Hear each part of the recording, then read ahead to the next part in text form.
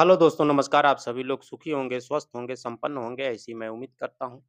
वास्तु से दूर होती हैं बीमारियाँ। जी हाँ, अगर आपके ऊपर वास्तु दोष चल रहा है, अगर आप वास्तु दोष के अनुकूल चल रहे हैं, आप उसके नियमों का प्राकृतिक नियमों का पालन नहीं करते हैं, तो आपके घर में समस्याएँ बनी रहती हैं, आपके घर में अनबन बनी रहती है, को हमेशा आप बीमार रहते हैं। कई बार ऐसा देखने को भी मिलता है कि बगल का पड़ोसी आपका खाने वाले 4 मेंबर हैं, लेकिन कमाने वाला 1 व्यक्ति है, लेकिन वो सुखी है और आपके घर में कमाने का साधन ज़्यादा है, लेकिन फिर भी आप दुखी हैं। ये वास्तु दोष के बहुत ही नेगेटिव परिणाम होते हैं, जो देखने को मिलते हैं। वास्तु दोष से हर एक बीमारी ठीक हो सकती है। अगर आप वास्तु के अनुसार चलते हैं, तो आपको किसी भी प्रकार की समस्याओं का सामना नहीं करना पड़ता है। बहुत सारे लोग कहते हैं कि हम वास्तु दोष को मानते नहीं हैं। तो जिस तरह से डॉक्टर अगर आपको बुखार हुआ है, बुखार में कह दिया कि आपको चावल नहीं खाना है, अगर आप चावल खाते हैं और दवाई खाते रहते हैं, तो आपको आराम नहीं लगता है। उसी तरह से वास्तु दोष में ये सब नियम मानने पड़ते हैं। अगर इस नियमों का अगर आप पालन करते हैं और इस विधि के विधान के अनुसार चलते हैं, तो आपको अवश्य ही इसका लाभ मिलेगा, इसमें भी कोई संदेह वाली बात नहीं है। ऐसे मैं 5 टिप्स बताने वाला हूँ, जो वास्तु दोष दोष से दूर होंगी सारी बीमारियाँ। अगर आप इस 5 नियमों को फ़ॉलो करते हैं, 5 नियमों पर चलने लगते हैं, तो आपकी जितनी घर की परेशानियाँ हैं, जितनी तकलीफ़ें हैं, दिक्कतें हैं, सब खत्म होने लगती हैं। घर में अनबन बनी रहती है, आपके घर में कलेश मचा रहता है, आप सोचते कुछ हैं, हो कुछ जाता है। आप तरह-तरह का इलाज करके बाबाओं के पास जाकर के थक चुके हैं, तो इस उपाय को कीजिए, आपको करने से इसका लाभ मिलेगा। अगर अभी तक आप हमारे चैनल पर नए हैं, तो कृपया चैनल को सब्सक्राइब करें, वीडियो को शेयर करें। अपनी घर पारिवारिक समस्या है, तो आप हमारे से व्हाट्सएप नंबर पर संपर्क कर सकते हैं। आप अपनी समस्या बताएँगे, आपके समस्या के अनुसार आपको 72 घंटे में समाधान दिया जाएगा। अगर आपका जायज़ मकसद है, तो आपसे कोई चार्जेस नहीं लिया जाएगा। फ्री ऑफ कॉस्ट होगा। यूट्यूब पर आने का मेरा मकसद है आप लोगों की मदद करना, आप लोगों की समस्याओं को कुछ कम करना। देखिए, वास्तु दोष घर के माध्यम में अगर आपकी कोई कचरा पड़ा है, माध्यम मतलब बीच, बीच की जो हिस्सा है वो हमारे दिल का धड़कन होता है घर का।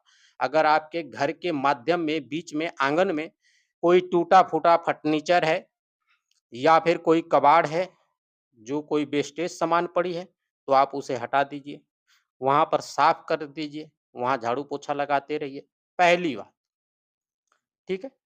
वहाँ का स्थान हमेशा साफ रखिए, वास्तु दोष के अनुसार बिल्कुल ही नेगेटिव ऊर्जा वहाँ से आएगी। अगर आपके घर में माध्यम में बीच में कहीं टूटा-फूटा फर्नीचर या फिर कोई कबाड़ पड़ा है, तो उस चीज़ को आप हटा दीजिए, आपको इससे पॉजिटिव एनर्जी मिलेगी, पॉजिटिव थॉट मिलना शुरू हो जाएगा, ठीक है? दूसरी बात, घर के प्रवेश द्वार पर बहुत सारे लोग करते हैं कि घर के मेन दरवाजे पर डस्टबिन रख देते हैं या फिर मेन दरवाजे पे झाड़ू रख देते हैं, तो ये प्रक्रिया आपको नहीं करना है कि सुबह-सुबह जो है देवी-देवताओं का वास होता है, घर के मेन दरवाजे से होता है। अगर आपका मेन दरवाजे पे गंदगी पड़ी है, तो इससे आपका जो पॉजिटिव एनर्जी है वो नहीं आएगी और आपके घर परिवार में परेशानियाँ बनी रहेंगी। ठीक है?